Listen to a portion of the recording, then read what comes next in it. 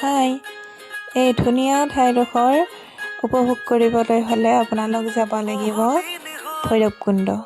Bhairabkunda picnic place নাপাওঁতেই ৰাস্তাৰ পশ্চিম দিশে ধনচিৰি resort আৰু ৰেষ্টুৰেণ্ট আছে। এনজয়। হঠাৎ এৰি যাবা কৰি এৰা পৰলীয়া